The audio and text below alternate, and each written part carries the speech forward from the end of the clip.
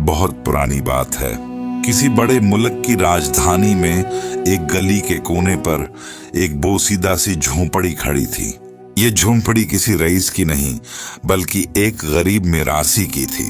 इस मिरासी का कोई नहीं था, न माँ, न बाप, न भाई, न बहन। दुनिया में अगर उसका कोई सहारा था तो बस रफ्ताली। जिंदगी उसकी बहुत सादा थी, मगर गरीबी की तलखी हर दिन उसका पीछा करती। वो सीधा सादा ईमानदार आदमी था, लेकिन एक कमाल जरूर रखता था। हाजिर जवाबी और गाना बजाना उसकी पहचान थी। शहर की गलियों में ढोल बजाकर और गीत गाकर वो अपना पेट पालता। कभी चंद सके मिल जाते तो शाम को पेट भर खाना खा लेता, और कभी खाली हाथ घर लौटकर भूखे पेट सो जाता।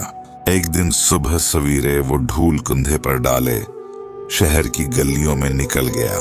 सूरज ढलने तक उसने हर चौक, हर बाजार, हर गली में गाया और ढोल बजाया, मगर किस्मत मेहरबान न हुई।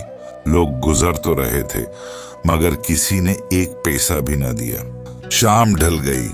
भूख ने पेट में जैसे इलाव जला रखा था, मगर जीभ में हुआ के सिवा कुछ न था। रात को वो अपनी झोंपड़ी में आकर बोसीदा बस्तर पर लेट गया। चिराग की लो बुझते बुझते धुंधला गई। बाहर ठंडी हवा चल रही थी, मगर अंदर भूख का अजाब उसे नींद न आने दे रहा था। अगली सुबह उसने खुद को तसल्ली दी, शायद कल मेरा दिन नहीं था, आज किस्मत मेहरबान होगी। वो फिर गलियों में निकल पड़ा। ढोल की थाप और उसकी आवाज फजा में गूंजती रही। लोग देखते, मुस्कुराते, मगर जीभों से कोई सिक्के न निकलते। शाम को वो फिर खाली हाथ झोंपड़ी लौटा। इस बार भौक और मायूसी दोनों इसके दिल पर बोझ बन गए थे। रात देर तक वो छत को घूरता रहा। मैं अपनी तरफ से पूरी मेहनत करता हूँ, गाने में कोई कमी नहीं, फिर लोग सुनते क्यों नहीं? ये सोच सोच कर उसका दिल डूबता जा रहा था। उसे डर था कि अगर ये हाल रहा तो एक दिन वो भूखों मर जाएगा। ये सोचकर उसने कुछ हल्का महसूस किया। भूख तो बरकरार थी, मगर दिल में उम्मीद की एक हल्की सी करण जाग उठी थी। अगली सुबह का इंतजार करते करते वो नींद की वादी में खो गया। उसे खबर न थी कि ये फैसला उसकी जिंदगी का सबसे बड़ा मोड़ बनने वाला है। सुबह सूरज की पहली किरण के साथ ही मिरासी जाग उठा। उसने अपना पुराना सा ढोल कंधे पर डाला और लंबे लंबे कदमों से शाही महल की तरफ चल पड़ा। रास्ता लंबा था, मगर उसके दिल में उम्मीद का चिराग जल रहा था। हर कदम के साथ वो सोचता, काश बादशाह मेरा गाना सुन ले, काश आज मेरी किस्मत का दिन हो। दोपहर के करीब वो महल के बड़े दरवाजे पर पहुंचा। दरबान ने उस पर नजर डाली और तंजिया मुस्कुरा कर बोला, हाँ भाई, कहाँ का इरादा है? इतने में एक ख्याल बजली की तरह उसके जहन में आया। हमारे मुल्क का बादशाह बड़ा रहम दिल मशहूर है, क्यों ना कल उसके दरबार में जाकर अपनी किस्मत आजमाऊं। अगर बादशाह को या किसी दरबारी को मेरा गाना पसंद आ गया तो शायद कुछ इनाम मिल जाए। मिरासी ने अदब से झुककर कहा, हुजूर, मैं गाने बजाने वाला हूँ। बादशाह सलामत की खिदमत में एक नगमा पेश करना चाहता हूँ। दरबान ने हल्का सा कहकाह लगाया, मगर इस दिन बादशाह के मिजाज का हाल जानता था। उसने अंदर जाकर बादशाह को इत्तला दी। बादशाह, जो इस वक्त खुशगवार मौड में था, बोला, चलो गाना सुने। लेकिन यही दरवाजे पर मिरासी ने ढोल संभाला और एक परजोश गीत छेड़ दिया। ढोल की थाप और उसकी सरीली आवाज महल के सहन में गूंजने लगी। बादशाह ने खामोशी से सुना और फिर ज़ेर लब मुस्कुराया। ये शख्स सिर्फ गाने वाला ही नहीं, लगता है ज़हीन भी है, क्यों ना उसे जरा आजमाया जाए। बादशाह ने उसे अंदर बुलाया। मीर भाई, तुमने इतना अच्छा गाया, लेकिन ये बताओ, मेरे चेहरे पर तो दाढ़ी है, मगर मेरी हथेलियों पर बाल क्यों नहीं है? मिरासी ने झट से जवाब दिया, जहां पनाह, आप इतने सखी हैं कि लोगों को देते देते आपकी हथेलियों के बाल घुस गए हैं। बादशाह कहकहा लगाकर हंस पड़ा। अच्छा, तो तुम्हारी हथेलियों पर बाल क्यों नहीं है? मिरासी ने मुस्कुरा कर कहा, हुजूर, आज तो पहली बार आपसे इनाम मिला है, लेकिन ख्वाब में तो मैं रोज आपसे कुछ न कुछ लेता रहा हूँ। लेते लेते मेरी हथेलियों के बाल भी घुस गए।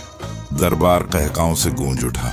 बादशाह ने फिर एक इशारा करते हुए पूछा, तो फिर इन सब दरबारियों की हथेलियों के बाल क्यों नहीं है? मिरासी ने झट जवाब दिया, हुजूर, जब भी आप किसी को कुछ देते हैं ये सब हसरत से अपनी हथेलियां रगड़ते रहते हैं, इसलिए उनके बाल भी घुस गए। पूरा दरबार हंस हंस कर लौटपोट हो गया। बादशाह ने खुश होकर कहा, मीर भाई, तुमने अपने गाने और हाजिर जवाबी से मेरा दिल खुश कर दिया। हम तुम्हें एक शाही इनाम देते हैं, एक हाथी। कुछ देर बाद एक दीव हेकल शानदार शाही हाथी दरबार में लाया गया। मिरासी की आंखें हैरत से भर गईं। लेकिन उसके दिल में खुशी की बजाय एक अजीब सी उलझन ने घर कर लिया। हाथी को देखकर वो सोच में पड़ गया। मैं तो खाने को तरस रहा था और ये मुझे पहाड़ जैसा हाथी दे दिया गया। उसे खिलाऊंगा कहां से, बांधूं कहां? ये इनाम नहीं, मेरे लिए मुसीबत है। मगर वो बादशाह के सामने कुछ न बोला। चुपचाप शाही इनाम लेकर दरबार से निकल आया। उसे अंदाजा नहीं था कि ये हाथी आने वाले दिनों में एक ऐसा तमाशा बन जाएगा जिसकी गूंज पूरे शहर में फैल जाएगी। मिरासी ने बादशाह का दिया हुआ हाथी तो कबूल कर लिया, मगर जैसे ही दरबार से बाहर निकला इसके पैरों तले जमीन खसक गई। हाथी का कद पहाड़ जैसा, पेट भी पहाड़ जैसा। वो खुद दिनों भूखा रह लेता था, लेकिन इस हाथी को रोजाना मनोचारा चाहिए था। शहर की गलियों में जब वो हाथी को लेकर निकला तो लोग दौर से आकर देखने लगे। कुछ हंसते, कुछ मजाक उड़ाते। कोई कहता, अरे मीर भाई, ये हाथी कहां से लाए? वो जवाब देता, बादशाह सलामत ने इनाम दिया है, लेकिन लगता है ये इनाम कम और मजाक ज्यादा है। रात को झूनपड़ी के बाहर बैठा वो सोच रहा था कि इस बोझ से कैसे छुटकारा पाया जाए। इतने में एक तरकीब सूझी। अगले दिन वो ढोल लेकर निकला, मगर खुद बजाने के बजाय हाथी के गले में बांध दिया। जैसे ही हाथी चलता ढोल बजने लगता। ढोल की थाप और हाथी का रौब देखकर लोग रख जाते, हंसते, तालियां बजाते और सक्के फेंकने लगते। जहां पहले मिरासी को दिन भर मेहनत के बाद भी एक आध सक्का मिलता था, अब हाथी के हर कदम पर पैसे बरसने लगे। कुछ दिन बाद ये खबर बादशाह तक पहुंची। बादशाह ने बुलाकर कहा, मीर भाई, हमने सोचा था तुम हाथी से परेशान हो जाओगे, मगर तुमने तो उसे कमाई का जरिया बना लिया। मिरासी ने जवाब दिया, जहां पनाह, आपका दिया हर इनाम कीमती होता है। बस जो समझदार हो वो मुसीबत को भी मौके बना लेता है। बादशाह खुश हुआ और इस बार उसे सोने के सिक्के और पक्की जमीन का इनाम दिया। मिरासी ने हाथी बेचकर अपनी जिंदगी संवार ली, मगर ढोल हमेशा अपने पास रखा ताकि ये याद रहे कि किस्मत का ढोल कभी भी बज सकता है। बस समझ बूझ से उसे अपनी धन में बजाना आना चाहिए।